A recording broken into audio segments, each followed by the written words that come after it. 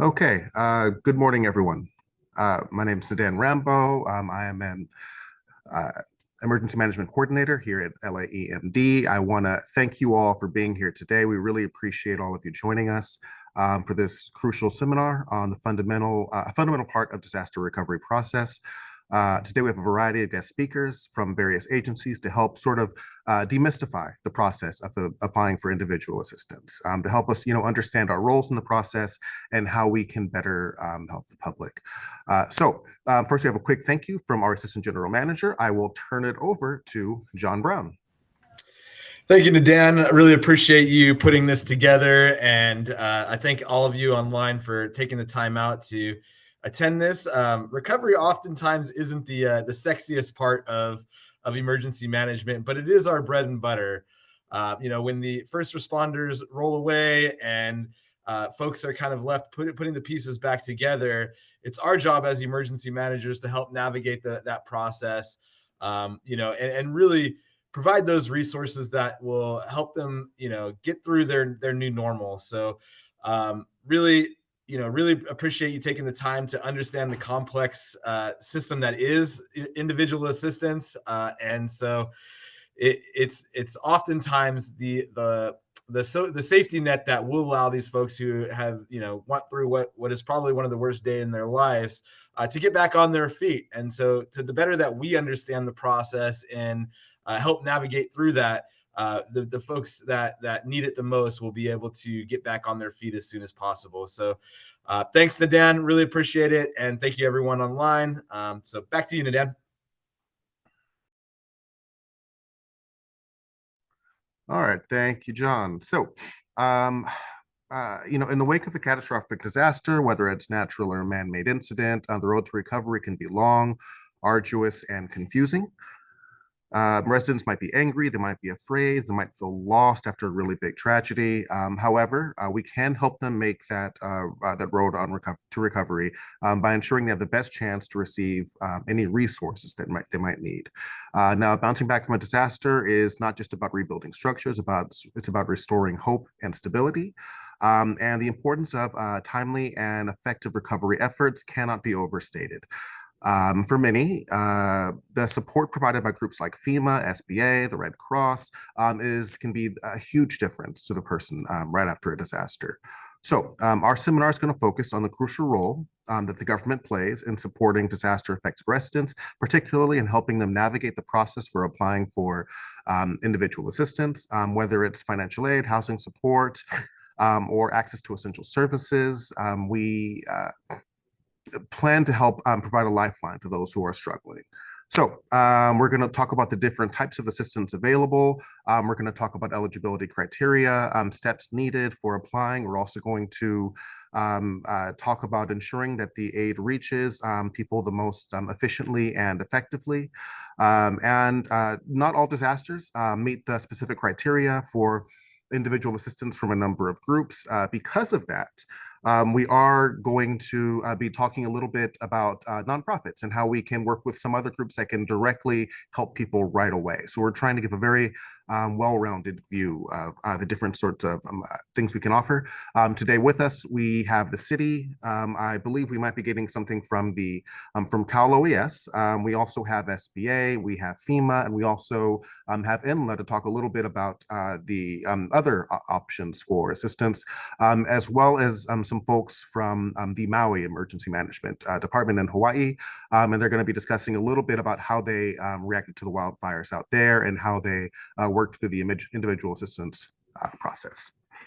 So, without further ado, let's talk a little bit about the city. City of Los Angeles, let's talk about the things that we do after a disaster. Now, individual assistance versus public assistance. Just for those who may not know, individual assistance, these are benefits that directly assist uninsured or underinsured individuals. These benefits are designed to help the person return to their home safely. And this is the primary thing we're going to be talking about today. Now, you might also hear a little bit about public assistance. So public assistance is different. That provides supplemental grants to state, tribal, and territorial and local governments. This includes grant funding for debris removal, restoration of damaged facilities such as roads, bridges, water control facilities, buildings, utilities, and things like that. So just wanted to quickly define those before we uh, moved on. Now, the city's role in all of this. Our big roles are trying to ensure accountability, transparency, and equitability in the recovery process. Our job is to coordinate with the other groups. We want to make sure that Cal OES and LA County are well aware. And we work alongside SBA, we work alongside the nonprofits, we work alongside FEMA, and we monitor this process and help people along their way to long-term recovery goals. Now, a lot of people think of the emergency management department when it comes to this, but there's a number of different groups that all have touches to the community. The fire does, police department does, streets and sanitation, they see people, the utilities are running into people. We have our housing department. All of those departments do see residents. They see what their situations are. They see where the damage is the most pronounced.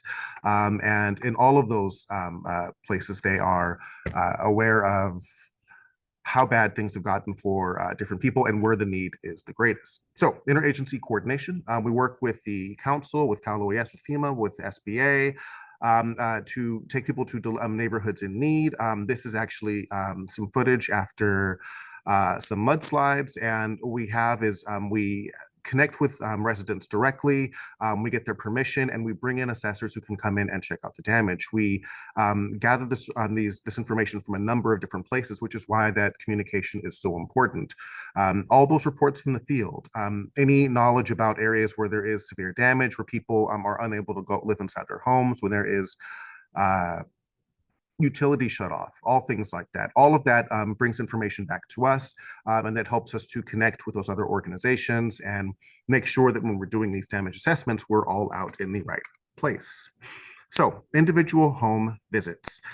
This is a really critical part of what we're doing. We go out, we check out where the damage is. It allows us to recognize some of the hardships that the residents have been going through. We can sort of tag which homes are have severe damage. And really, for this process, we need for FEMA, for SBA, for those other groups to see just how extensive the damage is when we're looking to see if people will be eligible to apply for individual assistance. There is a certain threshold of damage, and it is different for different organizations, which is why we're going to have them on today to kind of discuss what those metrics are. But essentially, we want to make sure that we're getting them to the places that have seen the most devastation, where they're going to be able to recognize just how bad the damage is from these disasters. So that's how we coordinate individual home visits. Now, what's really important while we're doing this is communication. So we're actually out there with the residents, and the residents most of the time will not know how this process works. They won't be aware of how FEMA or how individual assistance works, how to get in contact with nonprofits. And one of the best things that we can do as members of the city is we're able to actually communicate with them, talk with them, help demystify things, explain things a little bit better, give them an idea of what's going on. And we do that through a number of ways. Local assistance centers are a great way for people to find out about agencies. That's a great way if FEMA comes out to those sometimes, if SBA comes out to those, they can connect with them. They can get cases started right then and there. It's a fantastic way to get people connected with all the resources they need. We also connect them to NGOs. There's a number of great ones that do assistance. Red Cross gives assistance to any person who is displaced due to a disaster, no matter how large or how small. And there are a number of those we're going to be talking about a little bit later in the presentation, and demystifying the process. We can't tell them exactly what's going to happen, and we don't want to make statements about things we don't know for sure, but we can help them a little bit to understand some of the basics of how this process works. It actually allows us to sort of give them some expectations, to set some expectations about what might happen, how long things might take, and sort of give them some more realistic expectations on what sort of assistance might be coming. We can improve information flow and situational awareness amongst these agencies. We can make sure that the different agencies, the different parts of the city are all aware of where the damage is, of what's happening, and sure that we are getting out there in a timely fashion to help out the residents. We're also there to ensure there isn't a duplication of effort. We want to make sure we are efficient, and once one person knows about something, we are sharing that information and we don't have multiple groups trying to fix the same project. And we also are there to check out for unmet needs. And that's done best by just talking with the residents, meeting with people, meeting with citizens, finding out what needs are there, what is happening. That happens a lot at the local assistance centers, that happens a lot at shelters, and a lot of that can happen just with us interacting with them, talking with them. We want to make sure that thing gets up the chain, because there are a number of different groups that can make a big difference. And just connecting a person with the right nonprofit or other group can make a huge difference inside of their recovery. So these are all things that we do here at the city, and that is our larger role, really, within connecting for individual assistance. So with that, we're actually going to move on to our next presenter. Now, I wasn't sure if they were able to join us, but I don't see, actually, I don't, is David, are you there?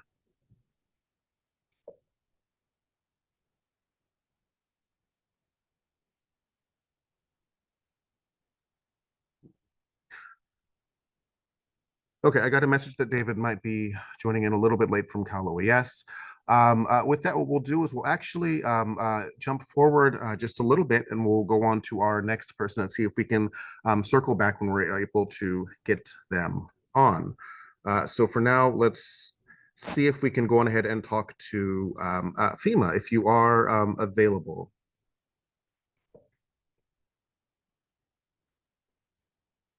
Good morning. I am available. Thank you. Okay. And Claire, would you like me to share your slides, or did you want to share your screen? Oh, if you could share them, that would be great, if you don't mind. Perfect. Thank you so much. So good morning, everybody. My name is Claire Francavilla. I am one of the FEMA Region 9 Individual Assistance Team Leads. Also with me today is April Chan, and she's a FEMA Region 9 Individual Assistance Emergency Management Specialist. So I've been with FEMA in Region 9 for 5 years, but I've only been with IA for a short time.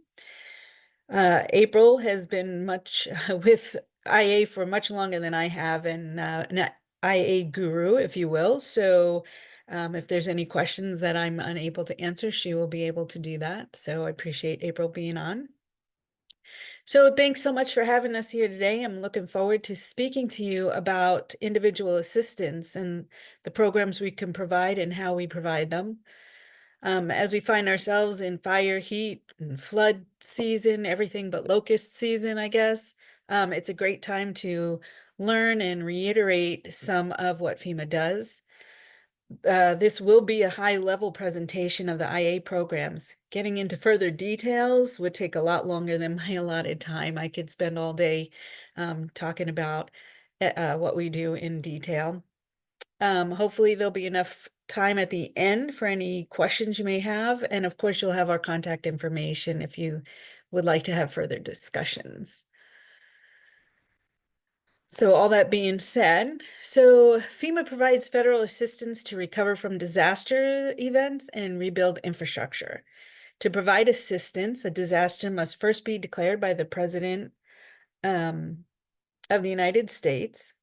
FEMA provides assistance through individual assistance, which is including mass care and emergency assistance, individuals and household programs, and various community services. We provide assistance through public assistance, which includes debris removal, emergency protective measures, and permanent restoration of facilities, and through our hazard mitigation grant program, we are able to protect eligible public and private property through various mitigation measures. FEMA provides this assistance as directed by the Robert T. Stafford Disaster Relief and Emergency Assistance Act. This Stafford Act authorizes the president to provide federal assistance when an incident or threat of an incident exceeds the affected state, tribal, territory, or STT's capability to respond or recover. Next slide. So let's talk about the declaration process. So first, an incident occurs. When an STT determines an incident has exceeded their capability to respond, the governor or tribal chief executive may request a declaration from the president through FEMA. They must submit this request within 30 days of the end of the incident. It is possible to receive an extension. 30 days might not be enough in some cases to get all the information gathered and together. So by submitting a written request stipulating the reason for the delay, then it's possible to get an extension on that. And preliminary damage assessments need to be completed. So PDAs are very vital to determining disaster declarations. They're conducted to support the declaration recommendation by collecting and analyzing damage assessment data. This data is used to determine the magnitude and damage and impact of the disaster, as well as it helps identify and predict needs and resources to assist in recovery efforts. So what are preliminary damage assessments? So the PDA process is basically the mechanism used to determine, again, the impact and magnitude of damage, and to give us insight into what the unmet needs may be. The unmet needs may be. The initial assessments are the collection of data of impacted homes before any other coordination occurs for PDAs. And so that's part of the IDA process, the initial damage assessment. So the state, along with the county, needs to do those assessments to determine if there's even a need for federal assistance. Based on the finding of the IDAs, the STT governments will determine their capability to respond and recover, and then they will request the joint PDAs with FEMA, which is again, preliminary damage assessment. These PDAs are usually done as a field operation, although recently we have had the opportunity to do them virtually. Teams usually consist of someone from the state, county, and FEMA, and that staff will go into impacted home sites that have been pre-identified through those initial damage assessments. And then we will determine the on-site, the level of damage. So we come to a very clear agreement with the state and the county being there that yes, this home has major damage, or yes, this home has been destroyed. And that's how we make sure that our numbers are complete and accurate. At the conclusion of the PDAs, we'll have identified the number of homes that have been impacted and classify each as either destroyed, major, or minor. This information will assist in the request for the major declaration. For some additional information, the ability to request and get approved for a declaration is not based solely on how many homes have been impacted. There are other things that we're going to look at when it comes to whether this is something that can move forward as a declaration and potentially get approved for a declaration in, for example, fiscal capacity and resource availability, insurance status of impacted homes, population profiles, including social vulnerabilities, any casualties, and any disaster-related unemployment. All of these things will be taken into consideration when making any determinations. Thank you. So for FEMA to provide assistance, the president must declare that an emergency or major disaster exists. A declaration establishes the following: the type of assistance. The declaration designates the types of federal programs and assistance available. The types of assistance approved vary based on disaster needs. Assistance may be available to STTs, certain types of nonprofits and faith-based organizations, or to individuals and households. The types of programs and assistance made available for emergency and major declarations include those of FEMA and other federal agencies. And when I say that the different types of assistance available, it is possible that an area can get a public assistance declaration, but not necessarily IA, or vice versa. As I mentioned earlier, FEMA provides recovery assistance through IA, or individual assistance, public assistance, PA, and our hazard mitigation grant program. Through IA programs, FEMA provides assistance to individuals and households, as well as STT governments to support individual survivors. Programs are authorized based on the need of the disaster, and we'll get into some more detail on our programs in a moment.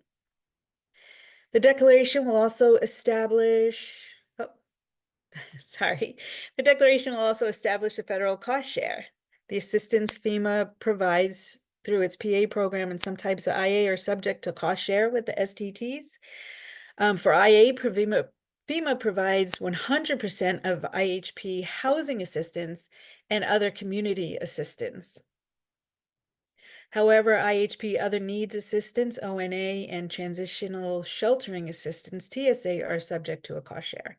FEMA covers 75%, and TSA and 75% of eligible ONA and TSA costs, and the state is responsible for the remaining 25%. The declaration establishes the type of incident, for example, fire, hurricane, tsunami. An emergency declaration is the instance the president determines supplemental emergency assistance to the STT to save lives and protect property, public health and safety, or to lessen and avert the threat of a catastrophe. The incident period is established by FEMA in the FEMA State, Territory, and Tribe Government Agreement. The incident period is the time interval which the declared incident occurs, causing loss or damages. This period can vary in length depending on the incident. So it can be that there was a fire and it started on September 1st and ended on September 30th. That 30-day period is considered the incident period. And the declaration designates which counties, parishes, tribes, or tribal lands, municipalities, villages, or districts are eligible to receive federal assistance. The governor, tribal chief executive, or their authorized representatives may request the designation of additional areas within 30 days of the declaration or the end of the incident period, whichever is later. All right, next slide. So mass care and emergency assistance is one of the areas that of IA assistance.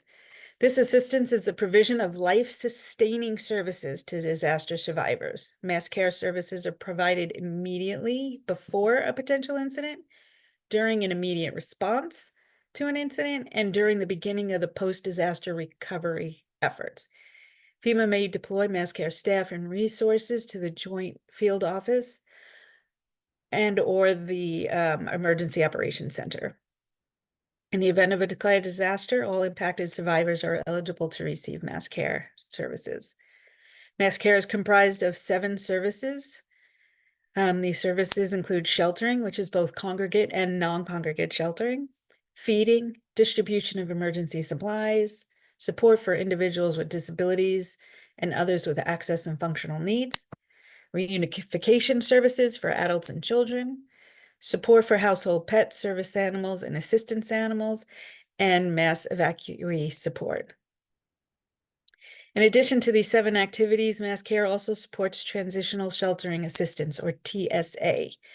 TSA is a short-term, non-congregate sheltering form of assistance for displaced disaster survivors. So by non-congregate, just for anybody who might not know, opposed to congregate being caught set up in a school gym or in a church, non-congregate is usually the use of hotel rooms. The intent of TSA is to provide temporary sheltering for survivors as they transition from the emergency congregate shelters to temporary or permanent housing solutions. FEMA may provide TSA at the request of a declared state, tribal, or territory. TSA is subject to a cost share between FEMA and the state, and FEMA covers 75% and the state will cover 25%. And TSA has a duration of up to 180 days. All right, thanks. Now I'll move on to the type of individual and household programs, IHP assistance we provide.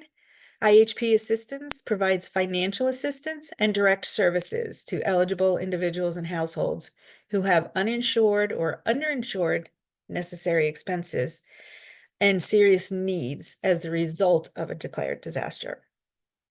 IHP assistance, a lot of times it's misunderstood that our programs will bring someone to 100% recovery. In other words, that will pay for all of their damages or the rebuild of their home or replacement of their home. IHP is not a substitute for insurance, and it probably won't compensate for all of the losses caused by a disaster. It is intended to meet just basic needs and supplemental disaster recovery efforts. IHP assistance is not considered income or a resource when determining eligibility for other federal programs, such as any welfare programs, income assistance, such as Social Security benefits or disability income. IHP assistance is also exempt from garnishment or seizure, but this exception does not apply to assistance recovered by FEMA after being received in error or by fraud. IHP is comprised of two provisions: housing assistance and other needs assistance, ONA. Housing assistance may be provided in the form of financial assistance, which is funds provided directly to an applicant, or direct assistance, which is housing provided directly to the applicant. Examples of financial assistance include lodging expense reimbursement, rental assistance, home repair assistance, or home replacement assistance. All right, next slide. Examples of direct assistance, which is housing, again, provided directly to the applicant, includes multifamily lease and repair, TTHUs, transportable temporary housing units, such as RVs or MHUs, manufactured housing units, direct lease, and permanent housing construction. Some of you that may have been through these processes in a disaster previously may remember it was required that applicants must apply for a disaster loan from Small Business Administration to determine their eligibility for some of the FEMA assistance. Due to recent IA reforms, there is no longer any IHP available assistance that is SBA dependent. In other words, survivors will no longer have to apply for an SBA loan to be eligible for FEMA assistance. IHP is limited to 18 months following the date of the disaster declaration. However, that period may be extended due to extraordinary circumstances. And the second provisional form of assistance is ONA, or other needs assistance. ONA includes personal property, transportation assistance, group flood insurance policy. It may also include serious needs assistance, funeral assistance, medical and dental, childcare, and assistance for miscellaneous items, including moving and storage assistance and clean and removal assistance. All right, next slide. So how does a survivor apply for FEMA IHP assistance? After the president declares a major disaster emergency, FEMA coordinates with the respective state or territory to determine the area designated for IA, establishes a registration period, and provides multiple channels for disaster survivors to apply for IHP assistance. Disaster survivors may call the FEMA hotline, helpline number to register for assistance and check their application status. There's also an option on that helpline for survivors who are deaf, hard of hearing, or have speech disability. Disaster survivors may apply for IHP assistance or check their status at the designated website, which is disasterassistance.gov. They may also access FEMA via smartphone by visiting that same website or downloading the FEMA app. Survivors may apply for assistance in person at a disaster recovery center or DRC in or near the impacted communities. And I'll get into more detail about DRCs on the next slide. FEMA registration continues for 60 days following the date of the declaration. The 60-day registration period begins on the date the IA was designated for the declaration. So there may be a declaration, maybe perhaps for PA initially, and then sometime later there'll be the IA designation as well. From that date, the registration period is for 60 days. Once an applicant submits their application for FEMA assistance, in a short time, they should receive an eligibility decision. Applicants who disagree with their eligibility decision have 60 days for the date of that determination to appeal. FEMA will review the applicant's written appeal and any documentation that was received supporting that appeal. FEMA either provides a written decision to the applicant or may request additional information. There are exceptions to that 60 days, including delayed insurance settlements or some type of special circumstances, but the general rule is to appeal within that 60 days. And once FEMA makes a decision on appeal, it's usually considered final and generally won't be reconsidered. All right, next slide. So back to DRCs. Disaster survivors may apply for assistance in person at a DRC in or near their community. FEMA and the applicable state or territory and communities work together to quickly establish DRCs in convenient locations within an area impacted by the disaster. The variety of services available at DRCs gives survivors the ability to a one-stop shop, basically, for any disaster-related programs and to receive help in navigating through the process and working towards their recovery. We have knowledgeable and experienced application specialists in the DRCs, and survivors can receive help getting registered if they haven't done it through another platform, checking on the status of their registration. So they may have been notified that they need to submit additional paperwork. They can bring that into a DRC, and getting any questions answered regarding their status, eligibility letters, and or the appeal process, any questions that they may have. We have people at these DRCs that would be experienced to provide assistance. We also have representatives from partner agencies setting up in our DRCs, for example, Small Business Administration, legal aid, insurance agencies, and other volunteer agencies that are offering services to survivors.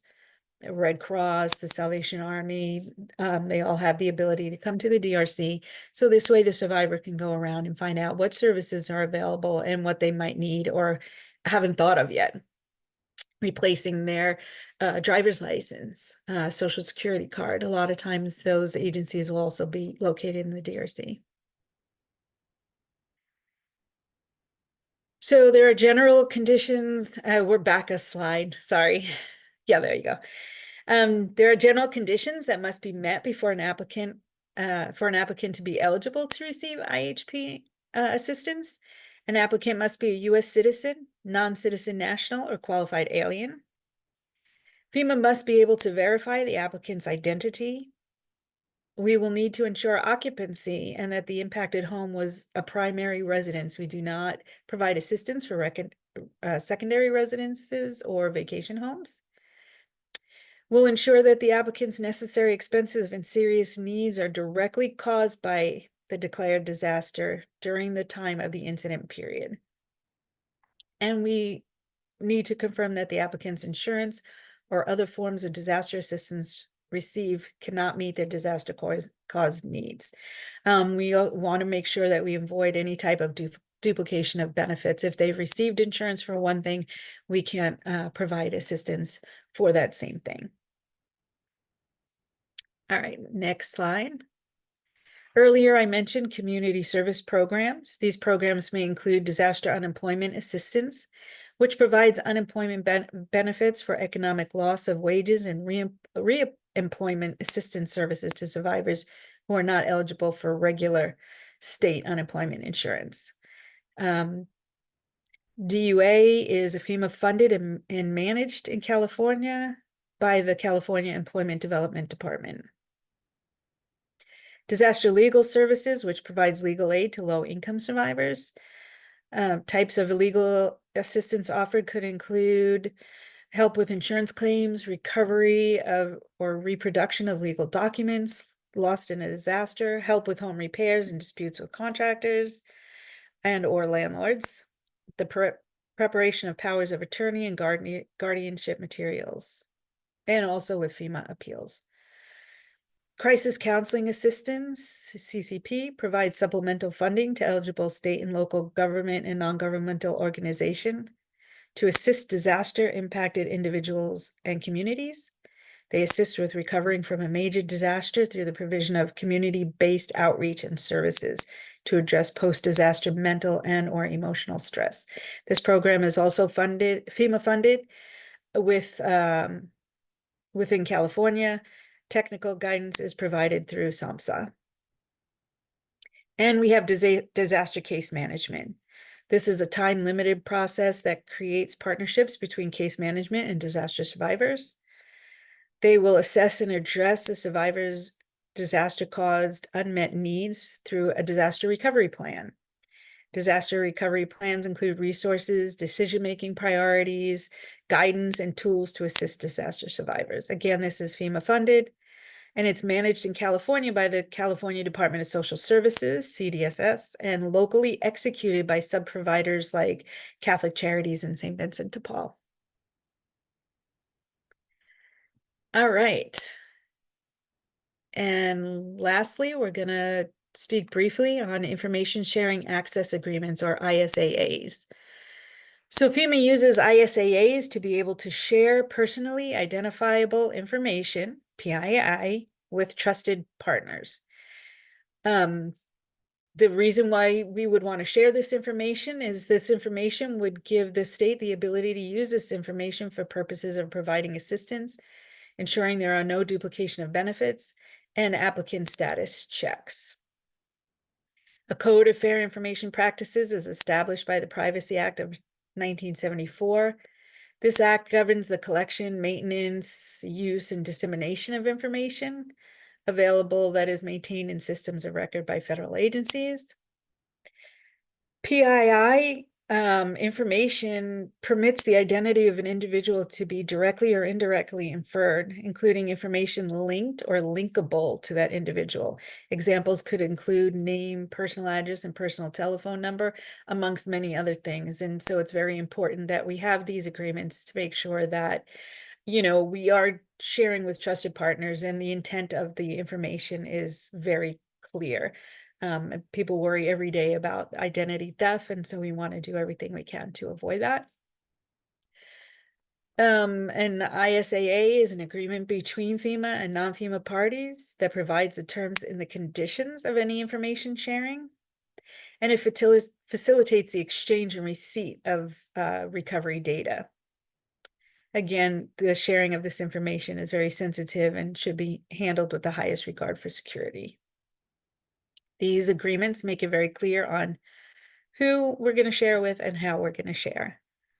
For the who, FEMA will share with our trusted partners.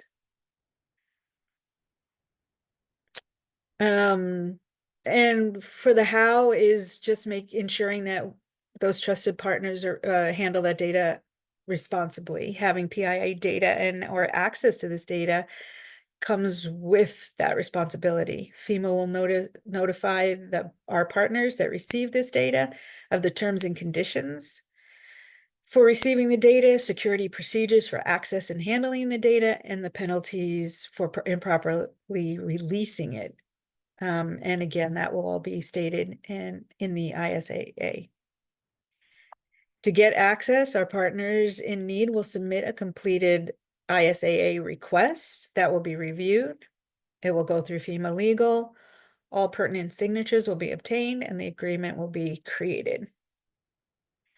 When requesting data, our partners will be asked to list specific data elements along with data elements that they will need, along with how those elements will help implement the assistance being offered. Information will then be shared appropriately. Okay, so with that, and that was a lot of information in a short period of time, and not inclusive of everything. So I guess at this point, I don't know if we're doing questions right after each presentation or at the end, but our contact information for myself and April is also included here. Yeah, if there are any questions, please put them into the chat, and you can, and we will try to get to them at the end of each presentation. We'll also have a brief period for questions and answers at the end of the webinar. But as questions come along, everyone, all the attendees, if you wouldn't mind just going ahead and put those into the chat, and we will try to address them all. But I don't see any questions. Claire, thank you so much. We really appreciate you taking the time to be with us today. If you'd like to hang out, we'll see if there are some questions that pop in, and we'll see if we can't answer those as we move on. But thank you so much. We really appreciate you taking the time. Perfect. I'll stay to the end for sure. Thank you so much.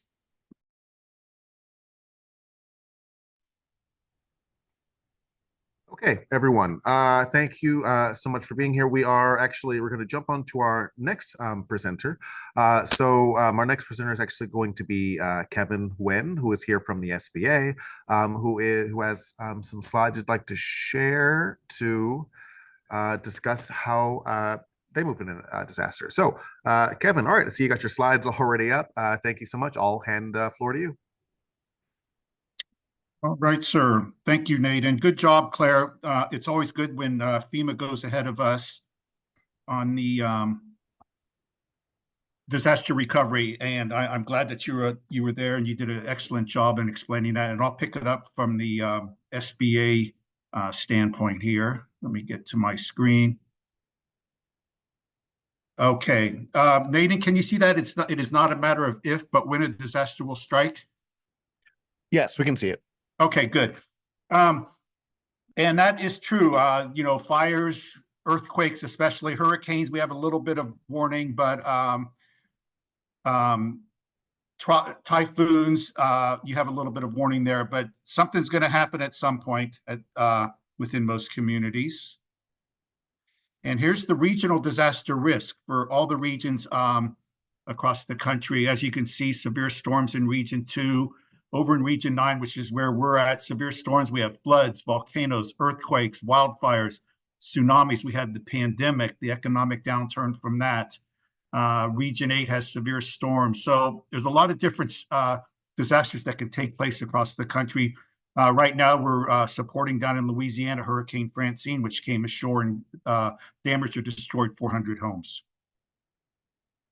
And assessing damage, which Claire talked about, anytime afterwards, and we generally go with FEMA on a presidential declaration when it's a PDA, the preliminary damage assessment. And like Claire said, we'll look at the unmet needs of individuals, businesses, especially the public sector, impacted communities as a whole.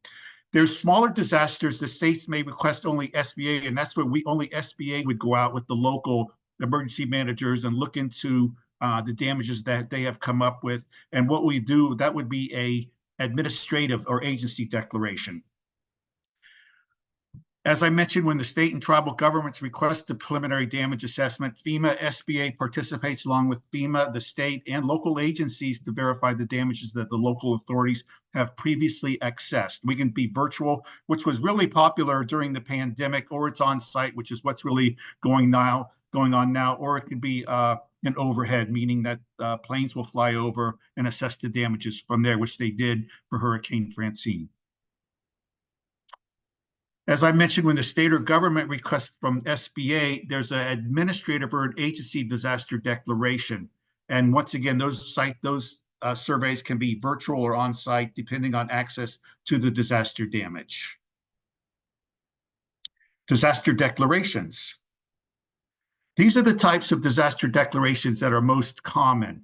We have the presidential declaration, which Claire mentioned. That's when SBA notified by FEMA to activate SBA's low interest disaster loan program, that agency declaration.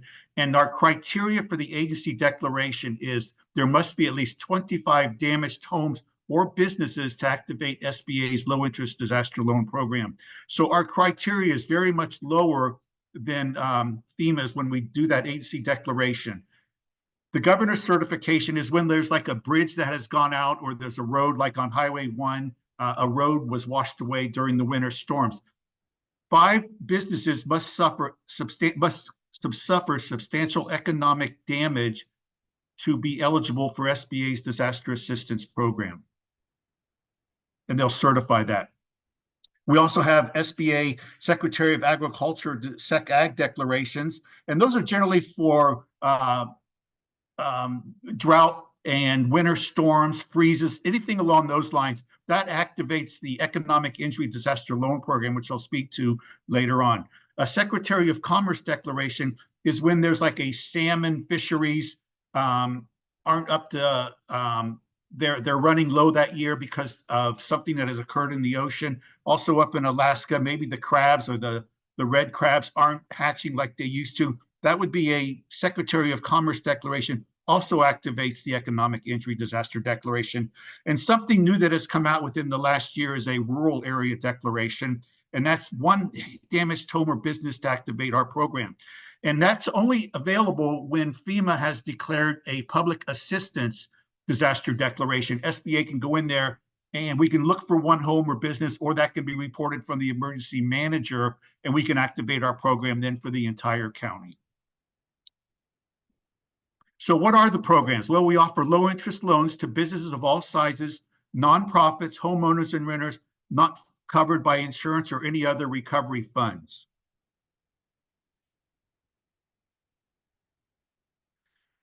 Disaster losses are unexpected and, of course, create a financial hardship for businesses and residents. By providing affordable disaster assistance in the form of loans, SBA helps reduce the federal disaster costs compared to other forms of assistance such as grants, CDBG, disaster recovery funding, or housing and urban development assistance. We require the borrowers to maintain appropriate hazard and flood insurance, and disaster loans are a critical source of economic stimulus in disaster-ravaged communities. They help spur the employment and they maintain the employment, and they also stabilize tax bases for the local government so businesses don't leave the area. And once businesses do leave the area, generally families and will follow. So that would almost create a ghost town for the town or the city that had the disaster occur there. That's what SBA disaster loans are really trying to prevent. The communities do not just go away because of a disaster. And here's our loan limits currently. They went up just this past year for business loans. These are for businesses and private nonprofits to repair or replace real estate, inventory, equipment, etc., up to $2 million. The Economic Injury Disaster Loan Program, which I mentioned, and I'll talk more about that later, these are working capital loans, and that's also up to $2 million. An economic injury disaster loan means that the business didn't need to suffer any physical disaster loss, but they're starting to see a decrease in revenue and foot traffic due to the disaster. So they can then come to SBA and apply for an economic injury disaster loan. If they also had physical damage, they can also apply. The aggregate total of the 2 loans is $2 million. For the home loans, these are for the homeowners, and they are also for the primary residents. We don't do secondary homes either, and we don't do pleasure boats or anything along those lines. If you do have a mobile home, though, or a vehicle that you're living in, and you can prove that that's where you do live, you can also apply with SBA for that as well. For home loans for homeowners and renters to repair or replace your personal property, we go up to $100,000. And we also are really into the mitigation and resilience program now, because this helps prevent in the future of any other disasters. If you mitigate now, you won't have the same kind of disaster that you had before. That's 20% of the verified physical damage, and homeowners are limited to $500,000 of that.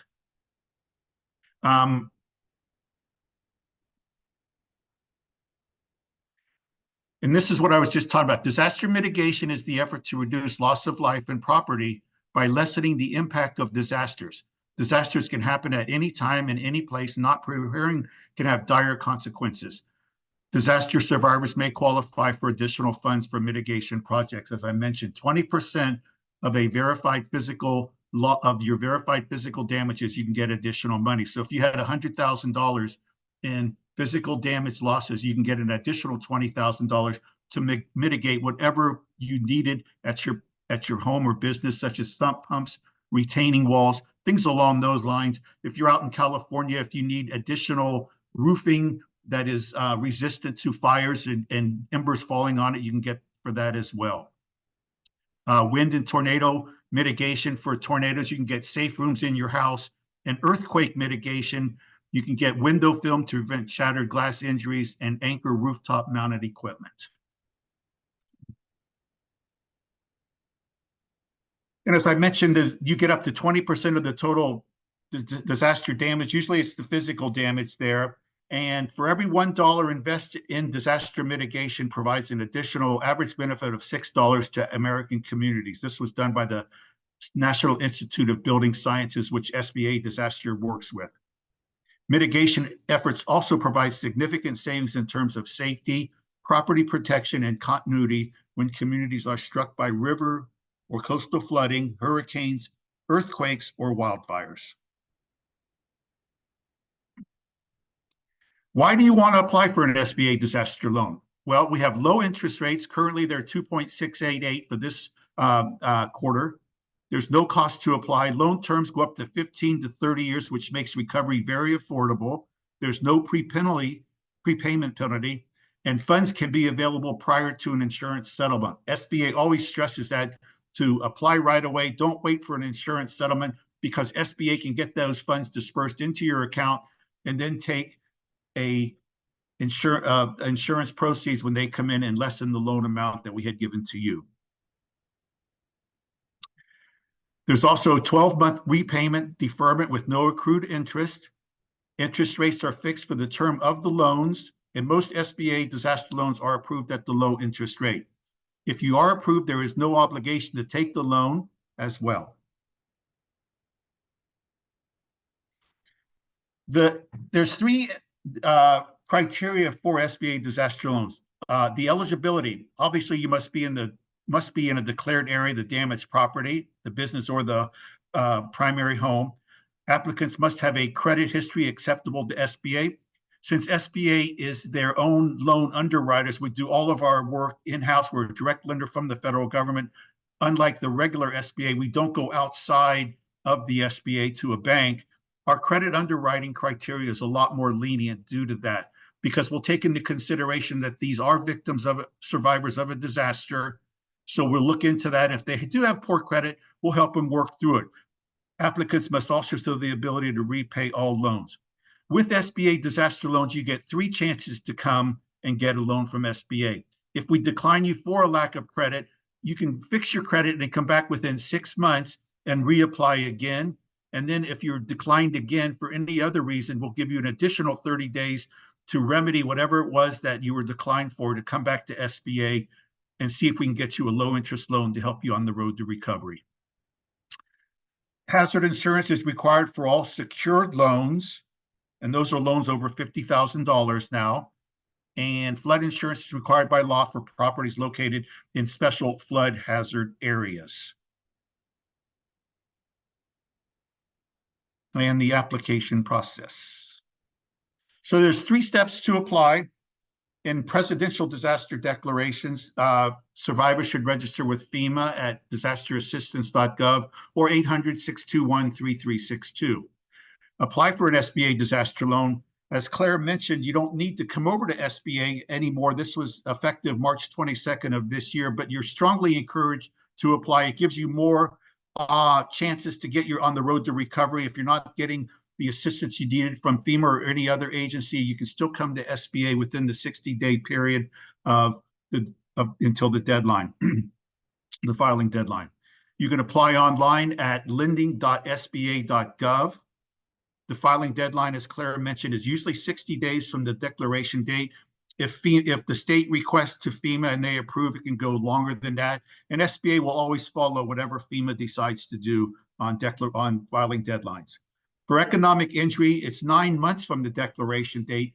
SBA recognizes that businesses do have more paperwork to get together, such as their profit and loss statement and their balance sheet. So they'll give them an additional 9 months. And during that time, during those 9 months, they're also going to probably start seeing the decrease in foot traffic coming into the businesses due to the fact that disposable income is now being used by disaster survivors to fix up their residence or their business. Property verification and loan processing. SBA will then contact the applicant to verify the damage and schedule a site visit if necessary. Generally, we have a decision within 2 to 3 weeks, much lesser for that for homeowners, generally about 10 days, a little bit longer, as I mentioned, for the businesses.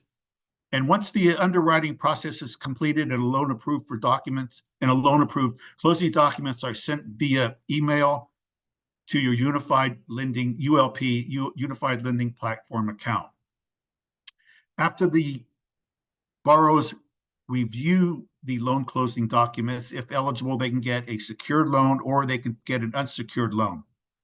We just updated our number, so this is up to $50,000, not $25,000, and that was done just about a week or two ago, so I did not get a chance to update the PowerPoint, and I apologize for that. We do that initial disbursement, and then subsequent disbursements are generally made much like a construction loan. Well, you'll provide the receipts to a construction analyst or the loss verifier who will work with you to get the remaining amount dispersed to you as you finish the work on your home or your business. And like I said, these collateral requirements have changed. Physical loans for property damage over $50,000 require collateral. Economic injury disaster loans over $50,000 require collateral. Businesses and nonprofits can borrow up to $50,000 in combined physical and economic loan funds. And SBA will not decline a loan for lack of collateral, but requires collateral be pledged that is available. And I mentioned that reconsideration process. We'll look at it within of a declined application. And if you do reapply within 6 months and you've remedied whatever we decided or we declined the loan for, SBA will notify you that you can come back and we'll do a whole new application for you, or have a loan officer look at your application. It'll be a different loan officer and see if we can't get you that SBA disaster assistance loan. Now, reacceptance is when the applicant has asked to have their application withdrawn while they figure out what else they wanted, what they're going to do in terms of going forward with their recovery process. That means that if they want to take 6 months, we will withdraw the application. All they need to do is notify SBA and we'll reactivate it and have a new loan officer start looking at it.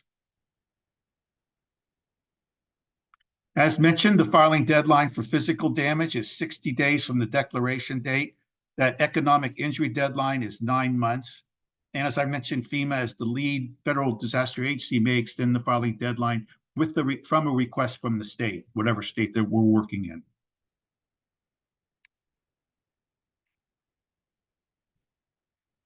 SBA disaster loans are a significant source of long-term recovery funding. The largest portion of SBA's disaster assistance funds are provided to homeowners and renters.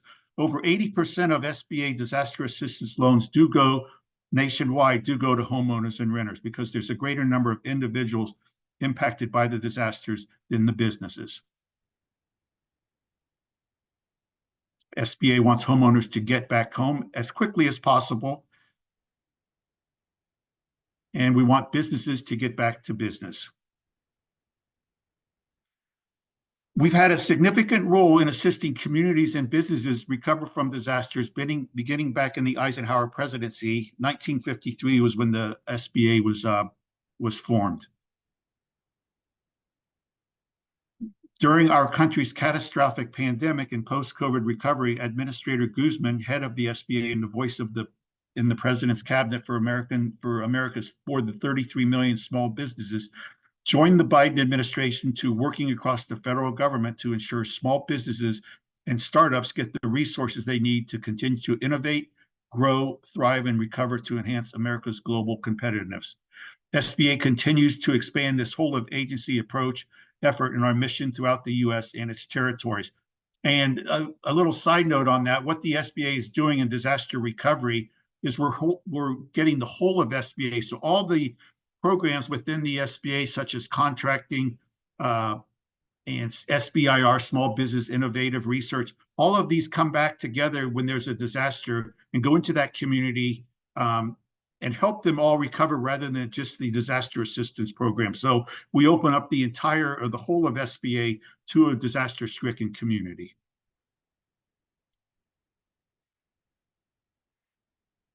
As an example of these efforts, SBA assisted a mid-sized small business located in Lake Charles, Louisiana, in the travel and airline industry called Landlocked Aviation. Owner Tyson Gritzenbach's business first got clobbered by COVID-19 disruption due to the travel industry, and in 2020, his business in Lake Charles was devastated by Hurricane Laura. Tyson's airline repair and refurbishment business went to a screeching halt as the COVID shutdowns took place, and then also suffered significant damage during Hurricane Laura in 2020. Tyson worked closely with SBA and its resource partners, who are the SBDC Small Business Development Center, Women's Business Center, SCORE, which is the Service Corps of Retired Executives, and the VBOX, Veterans Business Outreach Centers, to obtain sufficient capital to survive and thrive. He obtained both economic injury loans to keep his professional staff and employees and an SBA disaster loan to repair and replace the hurricane damaged property. So he had two separate loans at the same time. One was the COVID EIDL loan, the COVID economic injury disaster loan. And then when the hurricane hit, he took out another loan from SBA, a disaster assistance loan. SBA was a huge help, said Tyson, to sustain the business during the two very challenging disasters. As a result of the company's hard work and SBA disaster assistance, Landlocked had a year of record revenue in 2022. SBA can be a piece of the puzzle to help recovery efforts after a disaster. And here's more information about our SBA disaster loan programs. Go to sba.gov/disaster or contact our customer service center at 800-659-2955 and 800-877-8339 for deaf or hard of hearing. Or you can email us at disastercustomerservice@sba.gov. I'll make sure to put this information in the chat, and I will be available for questions as well. I think I saw Claire's hand go up. So let me see. Sorry, that was an error. I took it down. Okay, sorry, Claire. I kind of hesitated there, and I thought, I'll wait till the end and instead of getting it right there, but that's okay. Like I mentioned, it was good to go after FEMA because you guys really set the table for us, and it's just like, we just piggyback off of you, and so I appreciate you going first. Need an alt stay around for questions if there's nothing in the chat, and go through the rest of the program with you as well.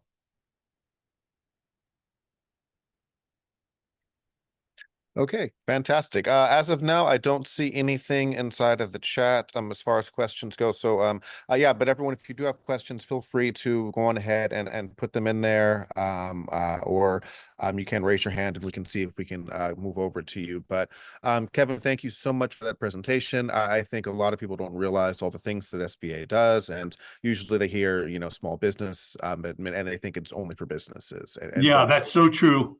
Thank you, Meaden. Absolutely. Again, thank you, Kevin. Thank you, Claire from FEMA and SBA. And I mentioned earlier that not everyone is always eligible for some of those programs. Sometimes the disaster itself, we're still figuring out what assistance is actually going to become eligible. And in the meantime, you have people who are in this sort of like limbo. They don't know where they're going. They don't know, what's going to happen. They don't know if they're what assistance might be coming to them. If they have insurance, sometimes that insurance doesn't kick in, or sometimes they are underinsured, or maybe for that specific disaster, the insurance just says that it's not eligible. So I thought it was really critical today that as we do this, we talk a little bit about other things that we can do, that we can get assistance to people that might be a little bit faster. We thankfully we have Lauren here, who is from NLA. So she's our from our VOAD here in LA, and we're so grateful to have her here. And she's going to talk to us a little bit about some things that we can actually do and what help we can actually offer. So, Lauren, would you like me to put up the slides, or are you going to share your screen? I'm going to share my screen. Let's. Okay. I hope so. Anyway. Okay. There we go. Can everyone see that? Can you see that? Yes, we can see it. Great. Okay, and we're centered. All right. So thank you so much for inviting me to participate in this webinar. I'm Lauren Meister. I'm the program manager for Emergency Network Los Angeles, also known as ENLA. And first, you may be wondering, what is a VOAD? Well, a VOAD stands for Voluntary Organizations Active in Disaster. The National VOAD was formed as a forum for sharing knowledge and coordinating resources, such as money, materials, and muscle, throughout the disaster cycle, encompassing preparation, response, and recovery. VOADs also exist at the state, local, and regional levels. VOADs consist of a combination of faith-based, community-based, and other nonprofits, non-governmental organizations known as NGOs, and they work together to mitigate and alleviate the impact of disasters. VOADs respond to disasters as part of their overall mission, and VOAD members cannot activate, direct, or supervise one another before or after or during a disaster without a special agreement, such as an MOU. About ENLA, Emergency Network Los Angeles is a California nonprofit charitable corporation under IRS Section 501c3. ENLA is the Los Angeles County unit of the National Voluntary Organizations Active in Disaster and the Southern California VOAD. The organization is governed by a board of directors comprised of representatives from community-based and faith-based organizations, national disaster agencies, and non-voting government representatives. It was founded in the wake of the 1994 Northridge earthquake, and ENLA has become a model of how CBOs can network to better assist one another during and following emergencies and disasters. ENLA's mission is to enhance the capacity of nonprofit organizations, government agencies, and the private sector in managing emergencies. So again, ENLA represents over 50 nonprofits and government entities working in the space of community welfare and emergency management, meaning mitigation, preparation, response, and recovery to disasters. Our forum promotes the 4 C's of emergency management. That's cooperation, communication, coordination, and collaboration. Our goal is to boost the efficiency and effectivity of service providers working with communities affected by disaster. Some of our members include the American Red Cross, Los Angeles County Federation of Labor, Los Angeles Regional Food Bank, the Salvation Army, Corps Response, Volunteers of America, 211 LA County, Baby to Baby, the Church of Jesus Christ of Latter-day Saints, also Service Center for Independent Life, serving the disabled community, Los Angeles Region Community Recovery Organization, which was very involved in the after the Woolsey fire. And so you can see that we have a really wide variety of nonprofits, both community-based and faith-based, that participate in our organization. Our government partners obviously include the Emergency Management Department of the City of Los Angeles, FEMA, the County of Los Angeles, Office of Emergency Management, Cal OES, County of Los Angeles Public Health, to name a few. And our role, what we do at ENLA, is we meet with government partners and nonprofit partners to encourage collaboration. We operate member-led functional committees when needed that help shape the county's emergency management. So for example, we have 6 functional committees: communications, mass care, volunteer management, donations management, and emotional and spiritual care and recovery. We work on capacity building. We offer workshops on various topics such as emergency management and mental health, as well as providing annual large-scale trainings. We coordinate with long-term recovery groups for disasters, particularly for wildfires. And so, of course, we're a little busy right now. And we recruit human resources and sourcing goods for non-governmental and governmental partners from within our network and outside of our network. We are very active in times of blue skies as well as gray skies by regularly engaging with community and government partners to discuss preparedness, response, and recovery. And our NLA network provides a range of services following disaster, such as distributing food and other necessities, providing shelter, assisting with wildfire recovery, and responding to global pandemics. And just as an example, right now, dealing with the line fire and airport fire, the Salvation Army has been very active. They've, as of today, they served 4,000 meals, over 4,000 meals, over 1,800 drinks, over 2,800 snacks, and have really have served 810 hours in response to those 2 fires. So our impact is felt daily across LA County. Again, major operations, COVID-19 pandemic. We distributed PPE, communications on vaccines. We supported testing and vax administration and augmented social services. We worked on the Woolsey Fire long-term recovery. We also worked with people on the Bobcat Lake wildfires, the 27th Street incident, the Cathay Manor building incident in Chinatown, the southern border surge, the Afghan refugee resettlement, and as recently as this past week with the Chinatown building fires that you may have heard about that just occurred. So how does it work? Well, when disaster strikes, so we have to be activated by government for NLA to respond to a disaster. We don't self-deploy. The NLA program manager, me, or the board chair, acts as the incident commander for the nonprofit partners and coordinates the response for network CBOs and FBOs. Oh, sorry, whoops. NLA acts as a conduit for information for government, from government to the nonprofits, especially the smaller partners. And we try to streamline communications between parties to promote a more efficient response.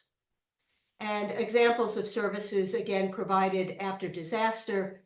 I'm going to just, at this point, bring up Los Angeles Region Community Recovery Organization, or LARCRO, who provided disaster case management for long-term recovery after the Woolsey fire and the other fires.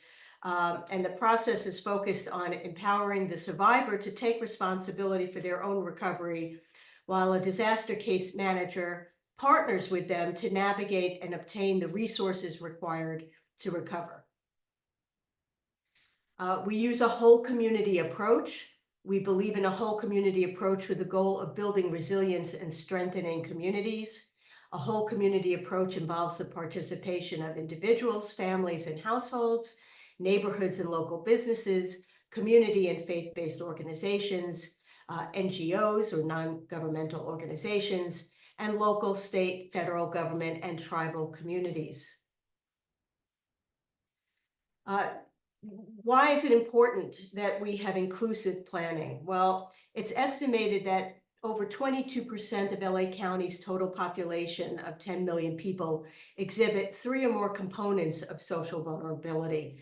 Over half exhibit 1 to 2 components. Over 55% speak a language other than English at home. Over 23% of households include a household member with a disability. Nearly 14% of households are living below poverty level. 9.4% of those under the age of 65 are without healthcare coverage. 9% of households are comprised of an older adult, 65 or older, living alone. Nearly 9% of households do not have access to a vehicle, and over 75% of people are experiencing homelessness. So vulnerable populations, such as people with access and functional needs, have historically been disproportionately impacted by disasters. And community and faith-based organizations are often relied upon for support during or following a disaster. Our long-term goals here at NLA, because LA County is comprised of diverse communities with varying levels of disaster and emergency capabilities. As the LA County VOAD, we're working to expand our network of nonprofit, community, and faith-based organizations. We want to ensure that all 8 of the county's disaster management areas have adequate levels of network coverage. We establish strong relationships with our non-governmental and governmental partners.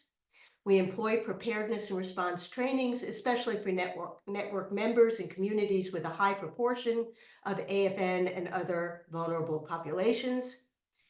We raise funds so that NLA can expand and enhance our capabilities. We want to increase our visibility and awareness of NLA's mission and capabilities, which is one reason we're here today. And we want to help communities across LA County to be more resilient. So when it comes to preparing for and responding to shocks and stressors of all types, responsibility begins at the local level. And community and faith-based organizations know their communities best, and so they are uniquely positioned to implement a local resilience strategic plan. And a key benefit of building resilience locally is that resilient communities will not only survive future challenges, but they will come back stronger than ever. So how to get involved with NLA? To become a member, you need to be a faith-based or community-based organization, a nonprofit or government agency serving LA County.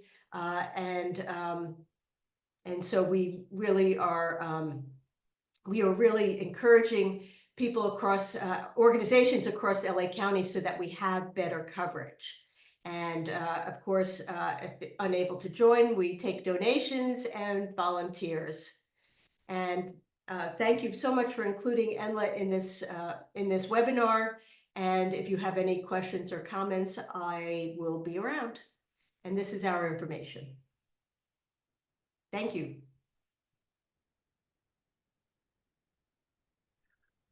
Lauren, thank you so much. We really appreciate you coming in and sort of bringing in that nonprofit, that humanitarian side of it. It is really critical that we sort of never forget how important it is that we work with the nonprofits, and we work with them very early on in the recovery process, because a lot of the time they can get right out there and help people immediately when we're still sort of going through the process of a lot of the other things. So I want to thank Lauren for that. I also, Kevin, if you're still here, we did get a question in the chat for SBA.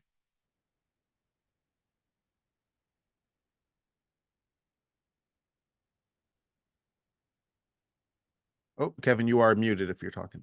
Yeah. Okay. Oh, okay. So I can read the question to you. It's not a question, but for clarification, is the SBA disaster mitigation presentation intended for individuals or business owners who are looking to both recover from a disaster and implement mitigation measures? I understand this is separate from the HMGP program. Yes, it is. It's for both businesses and individuals, and they're both eligible for up to 20% of their physical losses. And it is separate from HMGP, hazard mitigation, the program. That's something Claire would have to address. But yes, it is for those, and they can recover and implement mitigation measures. Now, you have to be approved for an SBA disaster assistance loan in order to start receiving mitigation funds. We don't have mitigation loans separately from disaster assistance loans, sir. Oh, okay. Thank you so much. We appreciate you jumping in and answering that. Thank you. Thanks, Kevin. All right, All right, and if there are any other questions, please throw them into the chat. We are happy to answer them, and we're all here to hopefully answer or demystify anything that's confusing about these programs. Okay, well, thank you so much for that. I know that our panelists from Hawaii were getting on a little bit later. I know it's earlier in the morning for them, but James, were you able to join? Oh, there he is.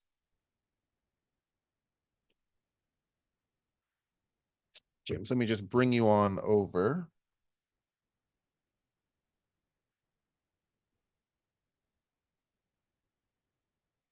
All right, 1 second, everyone. We're just going to queue up our next presenter.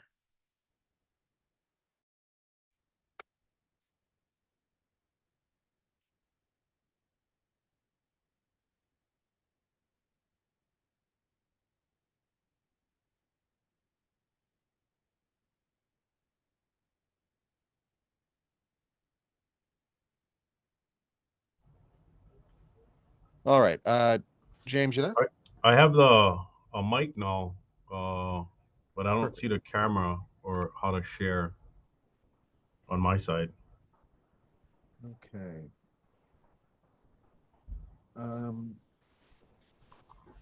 Apologies, everyone. I'm going to go on ahead and. All right, James, you should be able to present.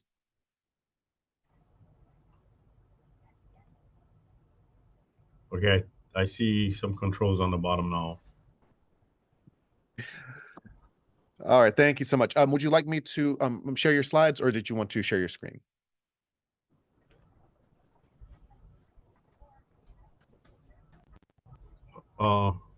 Maybe the connection is. Are you good? Yes, we can hear you. I can put up your slides now, unless you wanted to. Oh no, you can drive them and then. All right, no worries. I'll go on ahead and share those.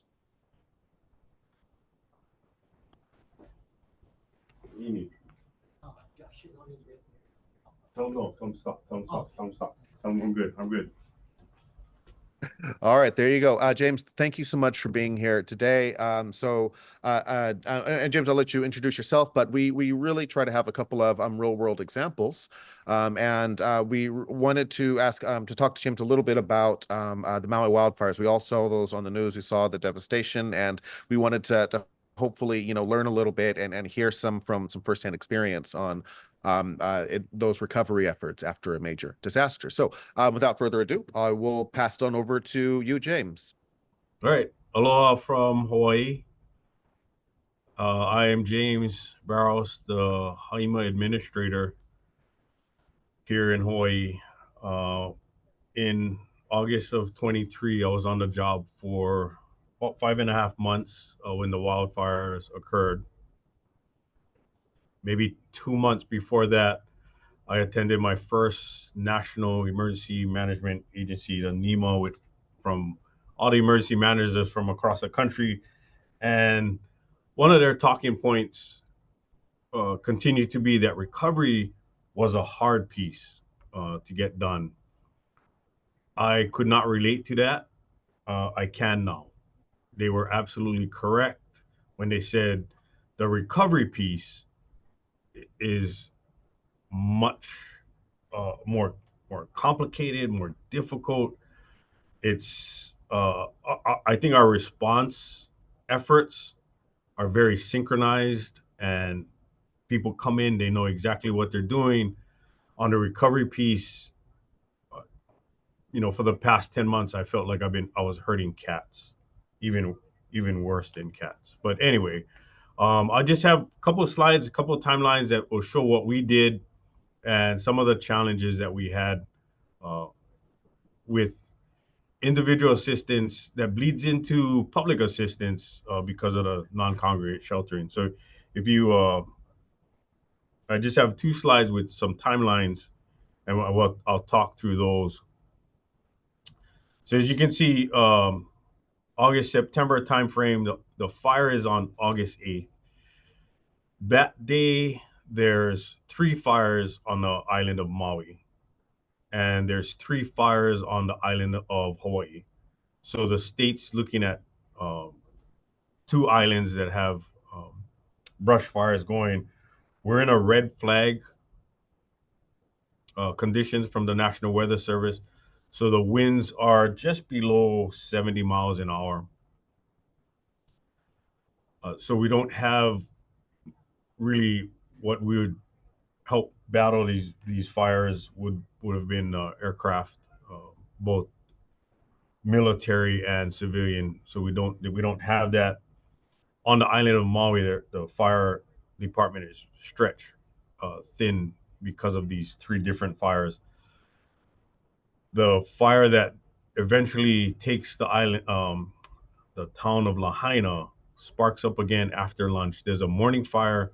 They get it done, then it flares up again, and the winds are whipping. It takes little over an hour for that fire to move a few miles from the mountain to the ocean.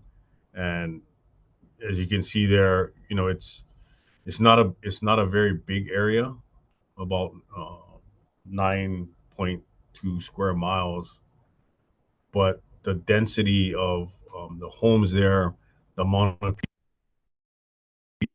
people, we're looking at 8,000 folks displaced. And then when Bob Fenton gets on the ground on the 9th and he says, hey, this is the worst disaster I've seen in his tenure back here at the state EOC, I almost fall out of my chair, because Bob, having the kind of experience he had throughout his career, when he sees the devastation in Lahaina, he realizes, holy moly, this is huge. And it was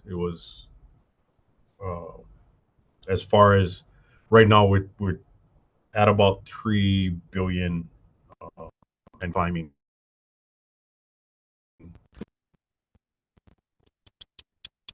So as the 9th occurs, as the 8th, the fire occurs, people go into shelters. The county opens shelters, even at churches.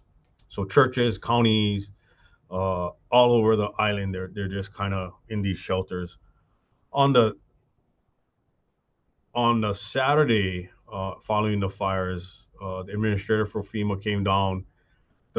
They do a tour with the governor, the mayor, our senator, and our representative, and there's the survivors are spread out in these congregate shelterings, gyms, churches, like I said, and the shelters are, the county does a great job. The community does a great job. The picture in the center, that's at the shelter on Saturday following the fire, and they do an amazing job. It's at the Memorial Gym, the War Memorial Gym. That's a county worker and the mayor's wife hugging in front of the shelter. Like I said, he's a county worker, and it's his shelter. He's there. He's briefing the governor. He briefs F1 or Codell, and they say this is his shelter. He's doing it for his community, for his family, and they're running the shelter. When we approach the shelter on the outside, it seems like a carnival. There's tents set up outside the gym. There's massage tables on one end. There's music on the other end. There's games for kids. But as you come into the gym, you realize, they're packed in there. And the governor makes a decision, like, we need to decompress these shelters. Let's get them moving. We turn on, and FEMA has the TSA, their transitional sheltering, that they will do at hotels. So we turn that on, but we realize that that's a slower process to get the TSA going and get survivors into a TSA. So the governor does make a decision not too long after the fires that we're going to do non-congregate sheltering with the hotels because of the relationship that the state has with the big resorts on Maui and across the state, really. We're going to go into non-congregate sheltering using the hotels. We get into a contract with American Red Cross, and it's the marching orders from the governors: get them out of the gym, get them into something else. So we use the state uses Airbnb initially for a small portion of the population to just get them moving out of the hotels. Their initial focus was on families, but that is out of the state treasury. So the governor decides that he's going to fund that with our major disaster fund, and we'll push more money in there. We get into the contract with the American Red Cross, and we do non-congregate sheltering. And we start that process in mid-August. That conversation with American Red Cross, we came in, our initial sit down with them was, okay, we can do this for, I think our initial contract with them was about 300 million that we'll do non-congregate sheltering for the state. So we contract with American Red Cross. As time goes by, we continually increase that contract, and there's at least 5 amendments with the American Red Cross. Our final amendment was the total cost would be 500 million to do non-congregate sheltering. The issue with the non-congregate sheltering is it's a PA project, right? So public assistance, that's in their umbrella. But the people in it, they're in their individual assistance, right? The program is that's going to help the families. What I learned early on is FEMA's public assistance and individual assistance, they don't talk a lot. They're in their own little silos doing their own little things. So a person, as you can see it from the slide, the data point there, at the peak of this, we used 17 hotels, 35 condos to move 8,000 people out of hotels, churches, and not out of hotels, out of gyms, churches, community centers, and get them into hotel rooms, get them into this non-congregate sheltering program. So we moved 8,000 folks into the program, even leveraging some Airbnbs that are out there. So we get this safe harbors period. They gave us initially, 45 days from the 10th of August when the president signed the disaster declaration. FEMA says we'll give you guys 45 days for safe harbor. Just put anybody in. We'll cover it. We got it. At the 45-day mark, we're going to start saying these folks are eligible. These folks aren't FEMA eligible. So there's a huge discussion with FEMA on who's FEMA eligible and who's non-eligible for FEMA. But at the time, the governor says no. We're gonna cover the non-eligible with state funds. So the conversation with FEMA continues to be who's eligible, who's not eligible. Now, there's a difference between eligible for public assistance in the non-congregate sheltering and eligible for individual assistance. And they're not on the same sheet of music with that particular category. So as we go through, you can see we're working our way through going, okay, as they're in the non-congregate sheltering, we're in the hotels. Now, what's the next phase for them? Rental assistance, FEMA will come on and say, hey, we gave out tons of rental assistance. That's great. And Mayor Bisson in one of the meetings with FEMA asked straight, okay, you gave out all this rental assistance. what happens 3 months from now when we're trying to get them out of hotels and they use their money to buy food. That's an issue that the survivor is going to have to face with FEMA down the road.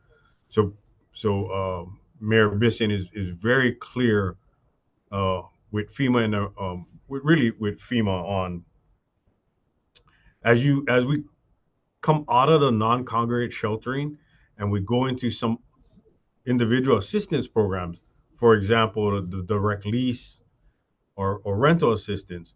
What does that look like? Because what the county and the state's afraid of is as FEMA boosts up the value, not really the value, but the amount of money that they're paying for direct lease, it's gonna just it'll cause our rental environment to go lopsided, and we see that happening.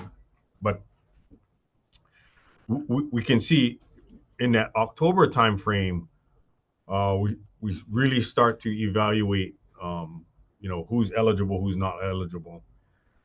At that point,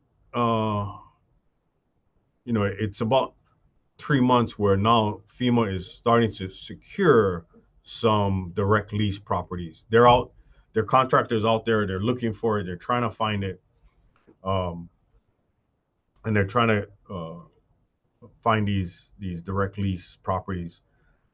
Right around October, I think, Bob Fenton, his directive to the FEMA team is, hey, I want people out of hotels before Christmas. I want them spending Christmas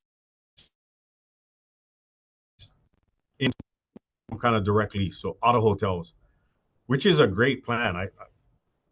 Right? It's very optimistic. The problem is there's no place to go. They haven't secured that yet. They're working it. You can see October they start to work it, and we start to move people out of the hotels, but it's a very slow drip out of the hotels early on in October, November, December. In fact, I remember doing a brief with the governor, and we got our first family into a direct lease, and the FCO and I are pretty happy. We're like, hey, we moved them out, and the governor was like, why are we celebrating? That's only one family. That's not a win, because we still have these multitude of people in the hotels. My thing was it's a win for that family for sure, but for overall, we weren't going to make Bob Fenton's goal of getting people out by Christmas. There was no way. As we go through, we continue to ask for extensions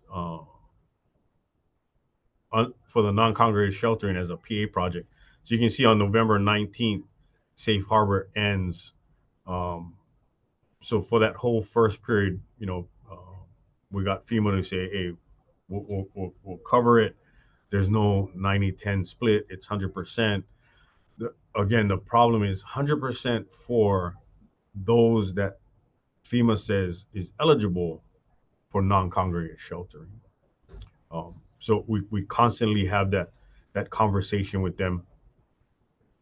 You can see the data point in November where the households that we're looking at in the non-congregate sheltering, right? American Red Cross, they're saying we have 2,647 households in the hotels. FEMA will come back and say, well, the data we're looking at is 2,545. That's the number that they're using. So that delta is what we're saying is the non-reimbursable that FEMA is looking at. So American Red Cross helps us with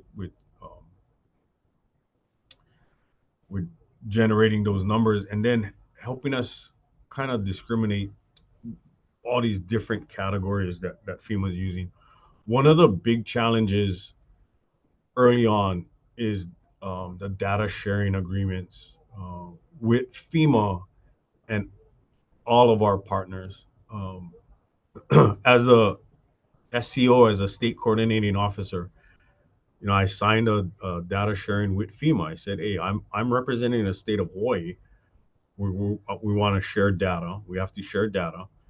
But then it became every little agency that needed the data had to go through the long process with FEMA lawyers, and it that really bogs down our efforts early on.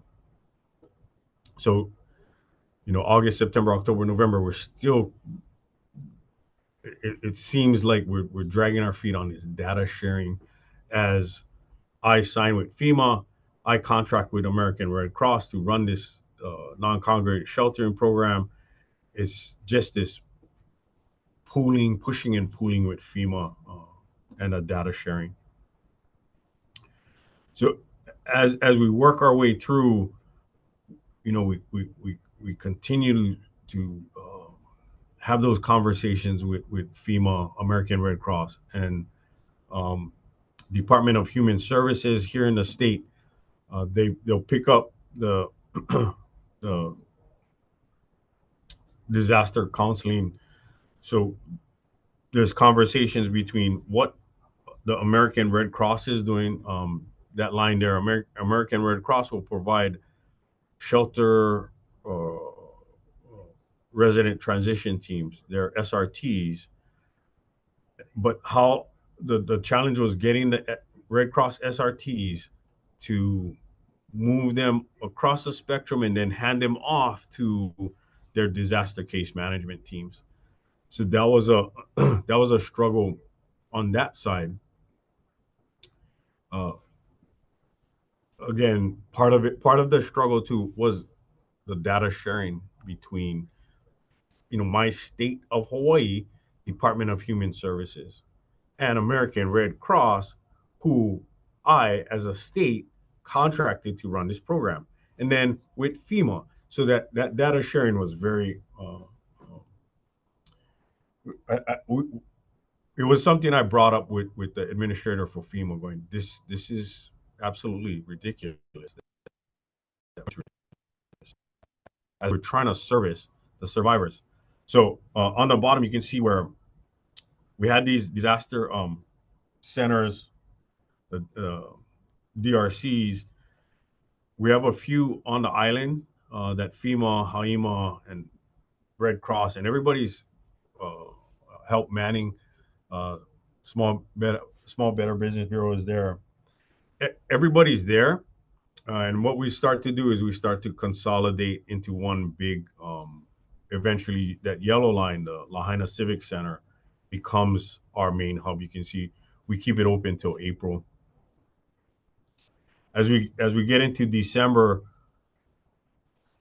the conversation continues with eligible, non-eligible.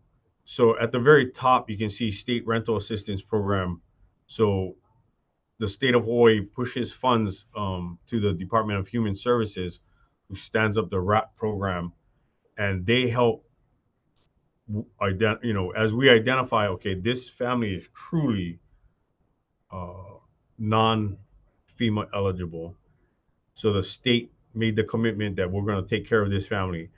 We'll push them to Department of Human Services, and they'll help move them out of the hotels into. We're leveraging a lot of the Airbnbs at that time,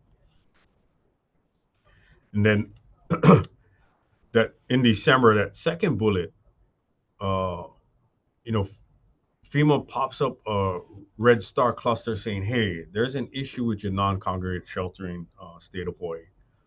The costs that will end up being absorbed by the state." And it's the 90/10 cost share that we have initially. Like I said, there's a period of 100% that safe harbors, and then we do get an extension on PA, because non-congregate sheltering is a PA project. So it's in the PA realm. So the PA folks start popping up, going, "Hey, when we're looking at the costs, the long-term cost of this, there's some issues that the state needs to be aware of. And that part of it is the data point under that. You can see we're decompressing a little bit. People are moving out of the hotels, the count of families. But when you look at the cost share that we're going to look at, okay, here's governor, we committed to we're going to service everyone. Our cost is going to be 83 million, in addition to the 10% of FEMA's cost, because we still have a 90-10 share. So that's a piece that it was really a struggle to sit down with FEMA, American Red Cross, Department of Human Services, and get an accurate picture of what we're talking about. So it was I had several meetings that the Colonel Barrows came out going, I get it. Red Cross is a entity, and Human Services, and they have different personalities and different quirks, but it's like, no, we're on a mission to service these survivors, and I need the data. So it was a struggle. It really was. If you can go to the next slide. As we get into January to May, you can see we continually to decompress the hotels, but we still have over 2,000 households in the hotels. And then that's the First Amendment with the American Red Cross, that, as you see, by the time we get to May, I'm on my Fourth Amendment with that contract with American Red Cross, and it's right now it's sitting just a little over 500 million, and we're working the bills with them. Some of it being reimbursable. Some of it, the governor made a commitment, and really he made a commitment early on to say we're going to service those impacted by the fire. I don't think we realized how many the immigrant population was in Lahaina impacted. As we go through and we look at deciding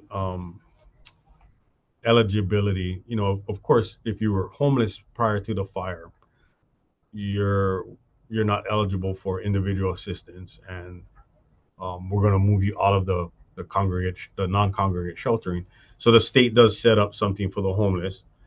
There's multi-generational families that we got to drill down on. Okay, this family is eligible because of this, because of the child was born in the United States and the child is a U.S. citizen. Now that household becomes eligible. So it was just a very crazy year. But as you can see, we're decompressing. One of the challenges that we have is FEMA's recognition of wraparound services. In February, they come back to us and say, "Hey, we're not gonna fund under the PA project any feeding that's going on at the hotels, because businesses are open again. In Lahaina, there's a Safeway, there's a Foodland that opens. It's open, so we're not gonna provide meals anymore, and we're not gonna count that as a eligible project in the PA, non-congregate sheltering." Well, we're still arguing that point with them, because True, Safeway is open. That's a fact. However, the survivors in the hotel, they don't have any way to get to Safeway. They haven't gone back to work yet. So how are they getting money to buy the food? And we're telling them you cannot cook in the hotels. If you cook in the hotels, you're getting kicked out. You're breaking a rule. We're kicking you out. So that kind of logic, we're trying to work with FEMA on. Hey, look at the situation on the ground. I get it. You don't want to do wraparound services. However, the situation dictates this. So again, the governor of the state of Hawaii makes a commitment going, no, if we have to, let's continue to do that, provide that service. But he does give us guidance on let's bring that cost down, and let's really, pull in that our shot group on who we're servicing with that. Because it's part of the Red Cross contract. It's part of their contract with us that they're going to do feeding. So I want to mention too, like early on, back in 2023, there are some issues with some of the feeding, as I contracted with American Red Cross. American Red Cross subcontracted it to I don't remember the company, but the food was crappy. The food they were providing was like, no, there's no way. And from my perspective was, no, Red Cross, I'm paying you X amount of dollars per meal. This isn't what you're providing. I don't care who you subcontracted to, but that is unacceptable. So that's another challenge was,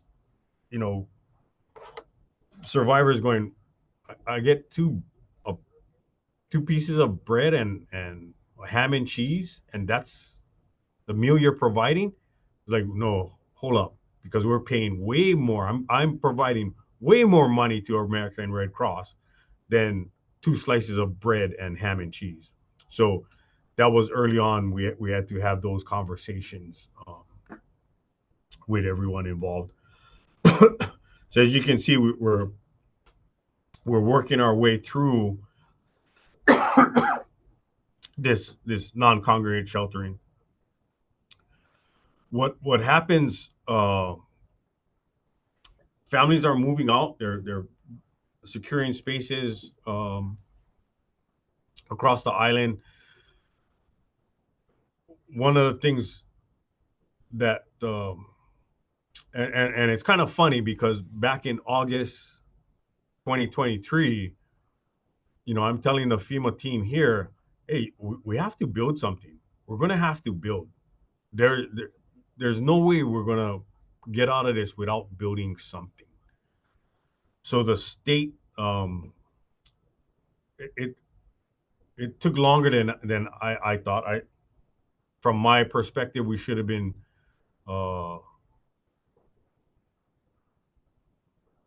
I think we recognized it early that back in August, September, October, we should have been building. We don't start to break ground until April, May timeframe.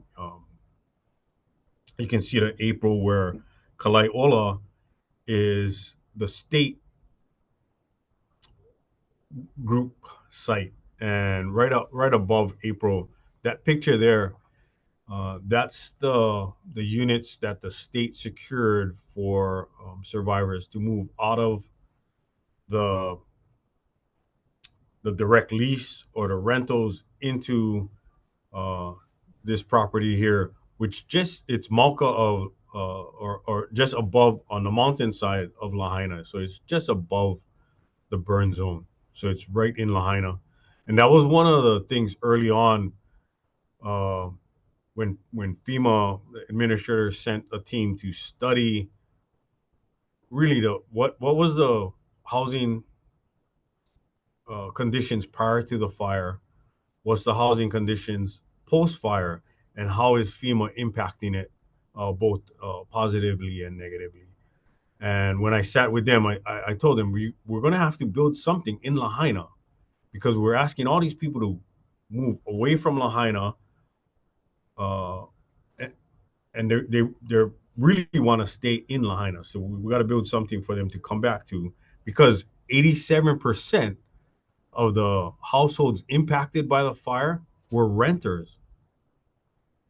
So that's that kind of imbalance FEMA never really saw before in a situation. So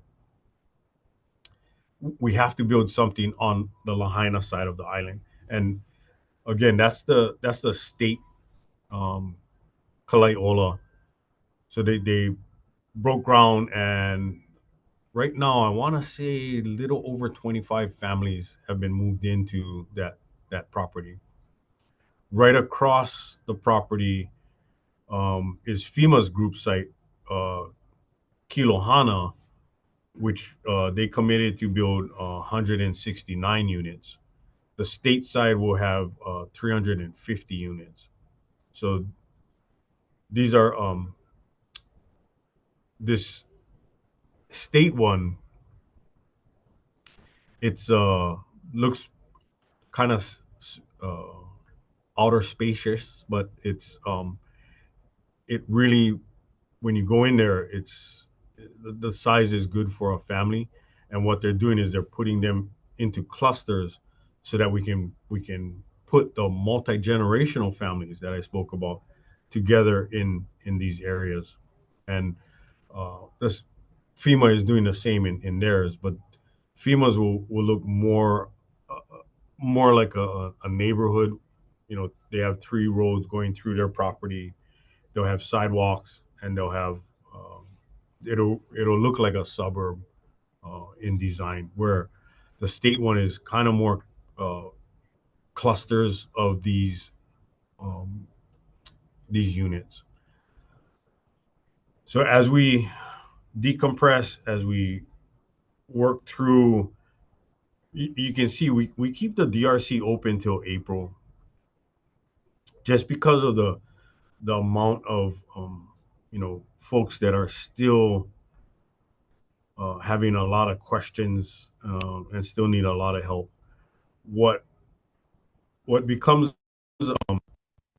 pretty amazing for the DRC is that it becomes a gathering place for the community. So the DRC hosts like the Micronesian community does several community days there to bring those folks into the DRC and get them help. The Tongan community does that. There's several churches throughout Maui that host events at the DRC. So it really becomes a gathering place for the community. And then, as you can see, in May, we're down to 709 households, according to the American Red Cross. FEMA tracks 665. As FEMA goes through their individual assistance and tries to get them into direct lease, they do a background check, both criminal and credit wise, and some people don't pass, so they're not eligible to move to that. So that's why they have Kilohana and their group site. The primary purpose is for about 59 individuals that'll go into that site, and of course those that are in direct lease that have multi-generational, they'll try to get them into some of the bigger units that they're providing. It really is a challenge, and what I didn't know in March of 23, when I sat with the NEMA administrators and they all looked at said, this is the hardest piece of any disaster. They were not lying. They were absolutely telling me the truth. And we're going through AARs now. In fact, I'm going to sit with American Red Cross this week. It's there's so many lessons that the state learned from all our partners too, right? Department of Human Services, as they did the DCMP, So that's what I have from Hawaii. I don't know if there's any questions.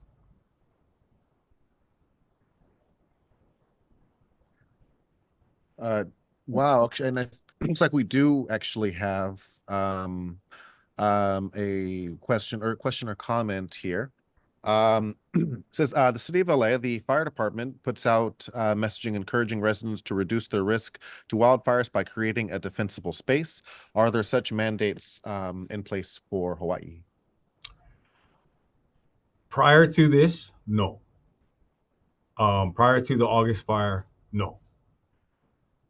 It's not mandated, but the messaging throughout the state is we got to create this defensible space. We've linked up. One of the agencies here in the state is the Hawaii Wildfire Management Organization, a nonprofit. They do a lot of the collecting of the data and showing us where the risk areas are, and they also have that FireWise program where they share with communities. And the lead for that in the state with the nonprofit is our DLNR, our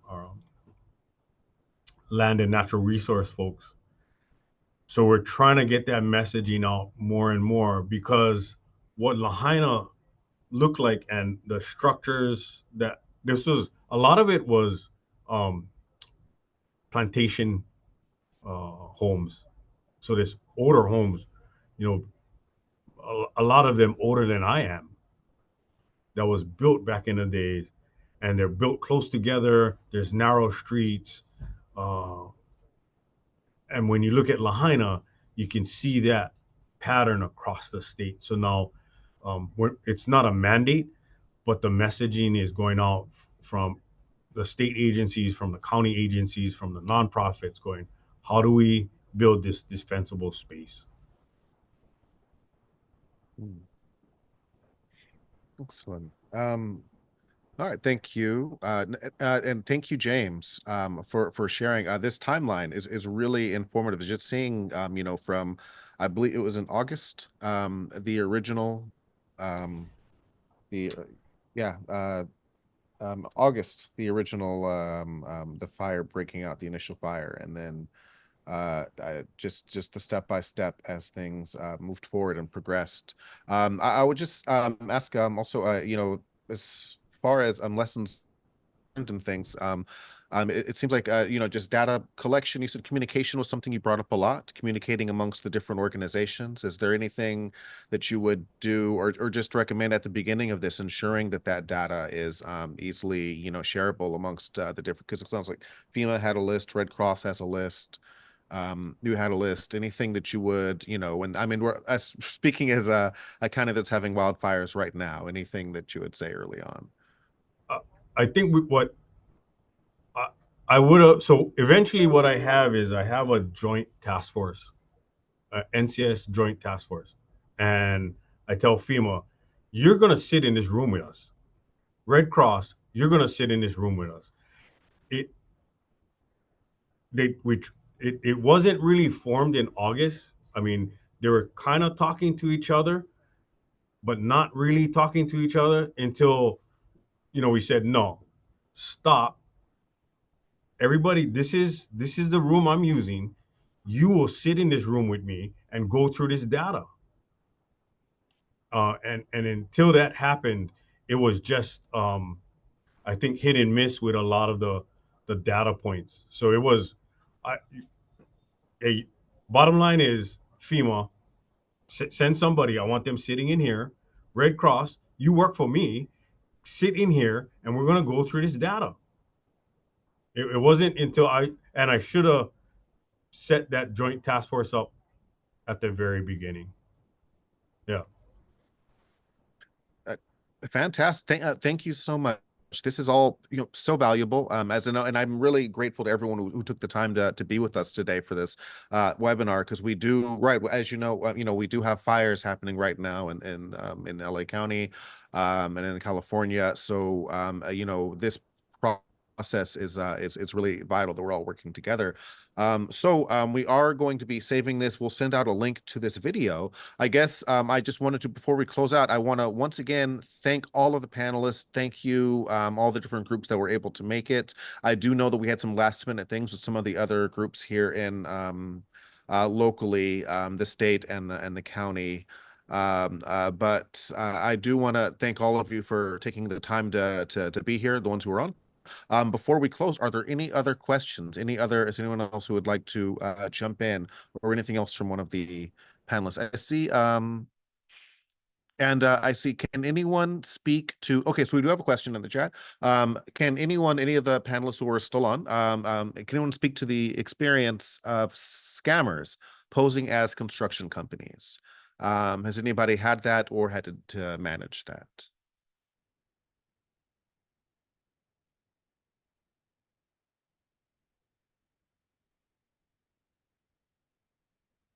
Anybody can jump in. Or maybe some of the safeguards that are used to protect from that sort of thing.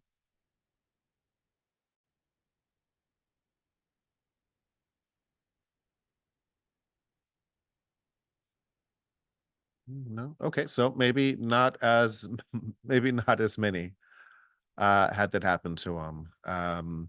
I do know that is something that happens absolutely at local fires, house fires. It happens a lot. We get people who will follow the fire trucks and pass out information, try and get people's try to prey on someone who's having a really hard situation. So that is something that we do deal with here locally a lot at house fires regularly, but. Yeah, it's just we just try to be extra diligent, I believe.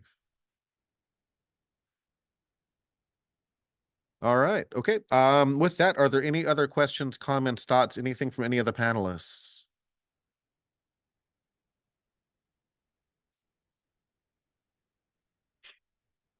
No, well, then I want to thank everyone again. Again, we are going to save this seminar so people can check it out later. I appreciate all of you. We're so grateful that you're able to take this time with us, spend your morning with us. Thank you to everyone who listened and participated, and everyone who sent in who sent in questions. One last person asked if the slides will be shared. That depends on the different groups. We'll check with them to ensure that they are okay with sharing the slides, and if so, we'll send out a slideshow to the attendee list of every different group that approves of sharing their slides. So yeah, that'll go out to the attendee list afterward to anyone, all the different groups that approve it.